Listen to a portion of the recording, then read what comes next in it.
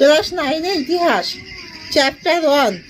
বাবু আসতে পারো না, তোমার সাউন্ডটা পড়াচ্ছি। ক্লাস 9-এর ইতিহাস চ্যাপ্টার 1। ফরাসি বিপ্লবের কয়েকটি দিক। তোমরা সবাই মন দিয়ে শোনো আর লেখো। সবাই লাইক অ্যান্ড সাবস্ক্রাইবটা দিয়ে দাও। কাকে ফরাসি বিপ্লবের জনক বলা হয়? রুশোকে। জনগণই হলো রাষ্ট্রের সার্বভৌম শক্তির উৎস। কে বলেছেন? রুশো। একজন বিশ্বকোষ প্রণেতার নাম লেখো। দিদেরো। দ্য ওয়েলথ অফ নেশনস গ্রন্থের রচয়িতা কে? Adam Smith. ফরাসি বিপ্লব কত খ্রিস্টাব্দে হয়েছিল? 1789 খ্রিস্টাব্দে। ফরাসি বিপ্লবের সূচনাকালে ফ্রান্সের রাজা কে ছিলেন? ষোড়শ লুই। ষোড়শ লুই কে ছিলেন? ফরাসি বিপ্লবের সময় ফ্রান্সের রাজা। ষোড়শ লুই কোন বংশের রাজা ছিলেন? ষোড়শ লুই বুর্ব বংশের রাজা ছিলেন। মেরি আতোয়ানেত কে ছিলেন? রাজা ষোড়শ লুইয়ের পত্নী। ফ্রান্সের বুর্ব রাজারা কোন তত্ত্বে বিশ্বাসী ছিলেন? দৈব সত্ত্বে বিশ্বাসী ছিলেন। আমি রাষ্ট্র, এই বিখ্যাত উক্তিটি কার? ফরাসি সম্রাট চতুর্দশ লুই বলেছিলেন আমি রাষ্ট্র। বাবু আসতে পারে না সাউন্ডটা।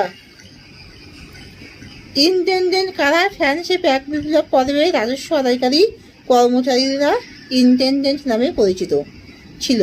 ফ্রান্সে প্রচলিত করের নাম লেখো। টেইলি, ক্যাপিটেশন, ভিংটি এমএ। কোন দার্শনিক রাজনৈতিক বন্দী হিসেবে বাস্তিল দুর্গে আটক ছিলেন? Voltaire. The spirit of laws গ্রন্থের রচয়িতাকে? মন্টেস্কু। দ্য পার্সিয়ান লেটার্স গ্রন্থের রচয়িতাকে? মন্টেস্কু। কোন গ্রন্থকে ফরাসি বিপ্লবের বাইবেল বলা হয়? Social contract. সামাজিক চুক্তি গ্রন্থের রচয়িতাকে? রুশো। বুর্জোয়া বিপ্লব কাকে বলা হয়? 1789 খ্রিস্টাব্দে 27শে জুন রাজা ষোড়শ লুইয়ের 3 সম্প্রদায়ের একত্রে অধিবেশন এবং মাথাপিছু ভোটের দাবি মেনে নেওয়াকে বুর্জোয়া বিপ্লব বলা হয়। জাতীয় সভা কি? জাতীয় সভা হলো 1789 খ্রিস্টাব্দে 17ই জুন স্টেট জেনারেলের অধিবেশনে তৃতীয় সম্প্রদায়ের প্রতিনিধিরা নিজেদের সভাকে জাতীয় সভা বলে উল্লেখ করেন। করভি কি? করভি হলো ফ্রান্সের প্রচলিত এক প্রকার কর, যাদের বাধ্যতামূলকভাবে বিনা পারিশ্রমিকে বেকার খাটতে হতো। যাজক কাদের বলা হতো? যাজক হলেন কোনো একটি নির্দিষ্ট ধর্মের প্রথাগত নেতৃস্থানীয় ব্যক্তিত্ব।